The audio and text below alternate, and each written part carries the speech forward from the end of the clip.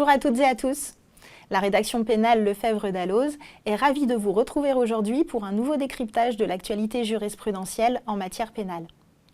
Nous avons sélectionné pour vous 3 décisions rendues dans le courant du mois de mai 2023.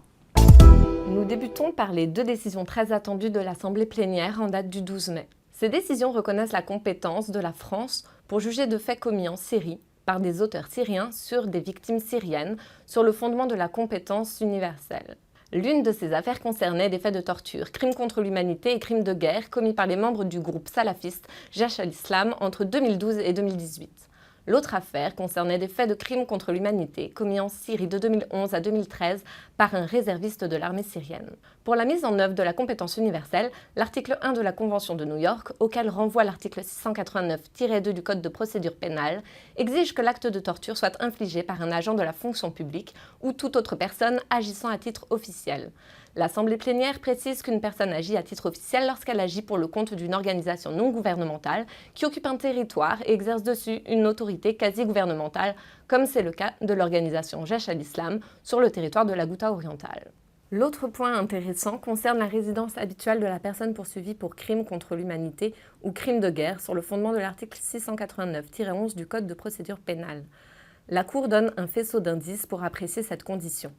Sont examinées la durée, les conditions et les raisons de la présence sur le territoire français, la volonté manifestée de s'y installer ou de s'y maintenir, les liens familiaux, sociaux, matériels ou professionnels.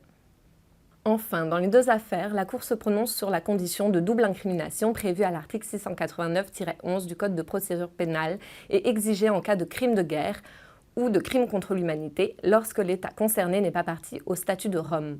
Les faits doivent également être punis par la législation de l'État où ils ont été commis. Mais cela ne veut pas dire que la qualification pénale des faits doit être identique dans les 2 législations. Elle peut être remplie au travers d'une infraction de droit commun constituant la base du crime poursuivi. Si les crimes contre l'humanité ne sont pas expressément visés par le droit syrien, celui-ci incrimine le meurtre, les actes de barbarie, le viol, les violences et la torture, ce qui suffit désormais à remplir la condition de double incrimination. Existe donc l'élément constitutif contextuel des crimes contre l'humanité dans l'appréciation de cette condition. Le deuxième arrêt que nous avons sélectionné est un arrêt de la Chambre criminelle du 11 mai. Il concerne les éléments constitutifs de l'infraction de traite des êtres humains. Dans cette affaire, un couple a été interpellé à la frontière serbe, accompagné d'une mineure, dont il détenait un extrait d'acte de naissance et une fausse autorisation parentale de sortie du territoire.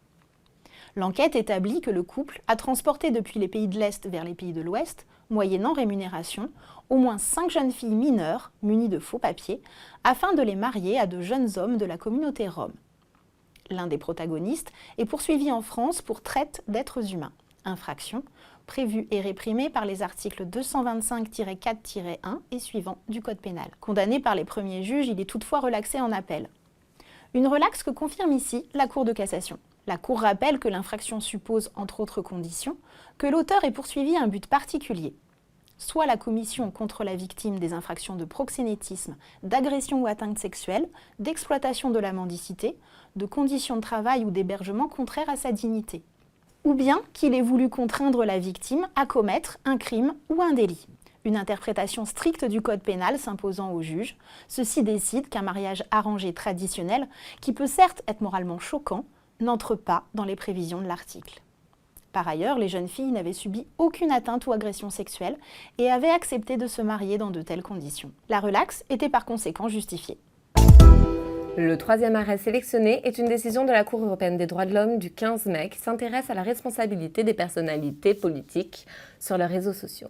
Les faits remontent à 2011. Le requérant était à cette époque un élu local et candidat du Front National pour les élections législatives. Sur son compte Facebook, accessible au public, 2 personnes avaient posté des commentaires haineux sous une publication. Faute pour lui de les avoir supprimés rapidement, il a été condamné en qualité de producteur pour provocation à la haine ou à la violence. Les auteurs des commentaires ont quant à eux été condamnés en qualité de complices. La Grande Chambre de la Cour européenne des droits de l'homme reconnaît que la condamnation du requérant constitue une ingérence à son droit à la liberté d'expression. Mais s'agissait-il pour autant d'une ingérence nécessaire et justifiée ? Oui, a répondu la Cour à l'issue d'un contrôle approfondi. Elle procède pour cela à un examen in concreto des circonstances de l'espèce. Elle examine notamment le contexte des commentaires laissés sur Facebook, en l'espèce dans un cadre politique, le caractère illicite des propos et les mesures concrètes prises pour retirer les commentaires par les titulaires de réseaux sociaux. Sur ce point, elle contrôle la proportionnalité en fonction du niveau de responsabilité de la personne visée. Ainsi, un simple particulier dont la notoriété et la représentativité sont limitées aura moins d'obligations qu'une personne ayant un mandat d'élu local, laquelle aura à son tour moins d'impératifs qu'une personnalité politique d'envergure nationale. Elle apprécie également les conséquences de la procédure interne pour le requérant. L'effet dissuasif que peut avoir sa condamnation sur l'exercice de son droit à la liberté d'expression ou sur son parcours politique ultérieur. Eu égard à la marge d'appréciation dont bénéficie l'État défendeur, la Cour estime que les décisions des juridictions internes reposaient sur des motifs pertinents et suffisants.